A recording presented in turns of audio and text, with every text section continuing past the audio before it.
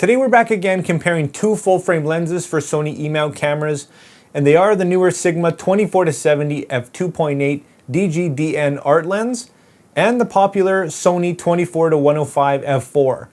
We're comparing these lenses in detail today so that by the time this video is done, you should have an idea about which one's going to be best for you. Let's get started.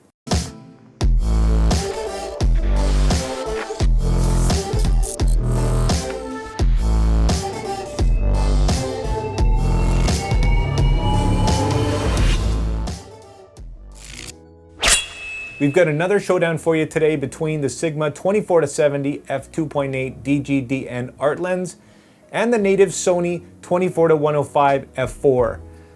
There's a lot of similarities and a few major differences between these two lenses, so we're breaking them down for you today to take the guesswork out of buying one. Here's a few specs for you on both of these lenses to get you going, and if you haven't seen one of my videos before, my name's Stefan Malik and I do a lot of photography and filmmaking news reviews and tutorials, so if you do like this video, if you enjoy this content, consider hitting that like and subscribe button. With all that out of the way, let's jump into the first category, which is size. Size is always a big factor when choosing a lens, and in this case, the size difference isn't huge. The Sigma's a little bit wider as well as a little bit longer, but does weigh quite a bit more at around 830 grams compared to the Sony's 663. You might not notice a big difference right away, but carrying them both around for long periods of time, the Sigma is definitely going to fatigue you a bit more. In terms of overall size and weight, the Sony's going to take it.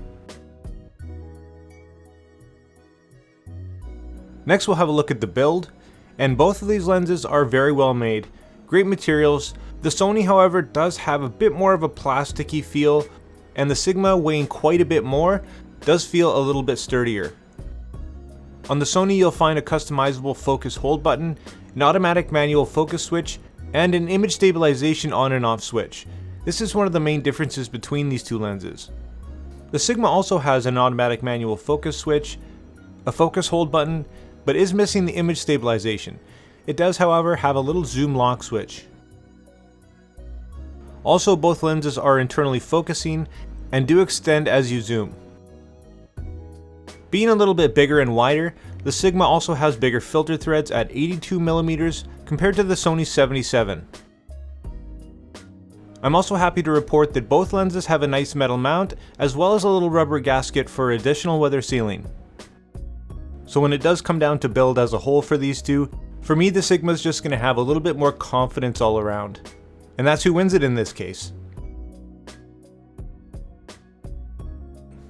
Okay, so next let's touch on performance. Now I'm not going to get into every specific when it comes to performance in this video, but if you do want to see an in-depth review on either of these lenses, check out my review on both. First let's have a look at the Sigma. And it is a newer lens, so there are some growing pains. My experience with the Sigma wasn't perfect. Its autofocus is fairly quick and almost completely silent. I found that in my copy, it did front focus a lot of the time, as you can see here, and unfortunately, my copy also suffered from chromatic aberration and an optical alignment issue, which was corrected quickly by Sigma and sent back for further testing, but I hate to say that when I got it back, it was actually even worse. The general consensus online of this lens is that it typically doesn't have these issues, but I'm definitely not alone, as there are some instances. I just want you to be aware of this, and like any lens that comes out, there are always growing pains. One great aspect of this lens is its manual focus, especially for video. It really shines in comparison. And this is one aspect that it's going to be a lot better than the Sony. The bokeh of this lens is also very beautiful. It's also a faster lens at f2.8 compared to the Sony's f4, so it's going to win, in my opinion, in that aspect as well. Now let's look at the Sony. As far as autofocus goes, it's a nearly flawless native experience. It's not the world's fastest, but it is accurate, and whether you're taking photo or video, it's not going to let you down. Keep in mind, being an f4, it's not going to perform as well in those lower light situations. However, having said that, it does have that one big feature that the Sigma doesn't: image stabilization. Here's a few examples for you to see what this thing's capable of, and it is going to be handy in those low light situations, and particularly when you're zoomed all the way into 105. Keep in mind if you are using the Sigma on a newer full-frame Sony body, then you will have the in-body image stabilization or IBIS to take advantage of, but you won't have that luxury on most of the crop bodies.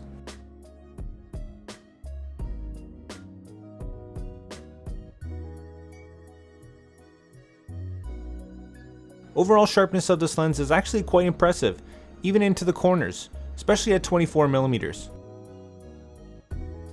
I can recommend this lens for anybody maybe just getting into the hobby, even an intermediate or somebody that loves to travel.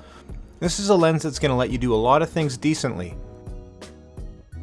I love to have that extra reach at 105 compared to the Sigma, which is a little bit limited at 70. But also keep in mind that it's a slower lens. The Sigma's a 2.8, where the Sony's an f4.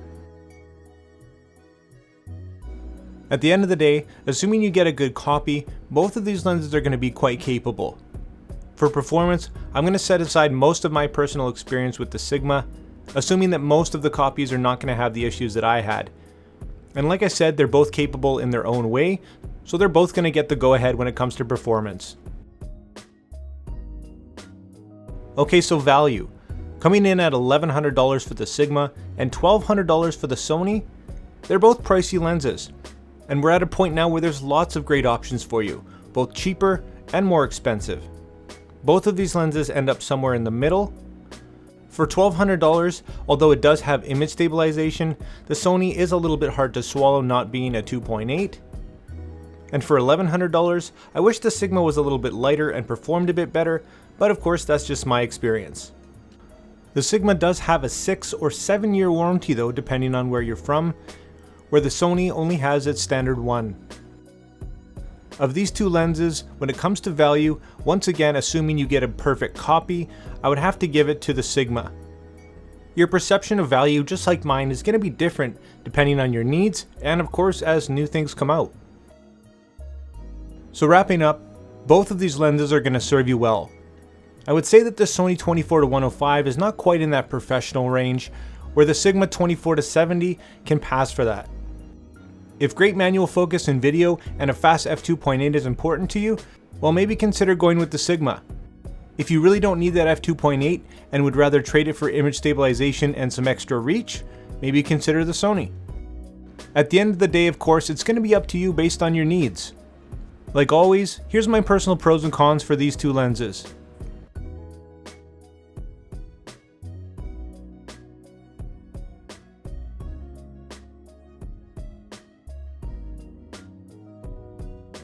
So now you have everything that you need to make a decision between these two, but if I did miss something or if you have a question, throw it in the comments below and I'll do my best to answer it.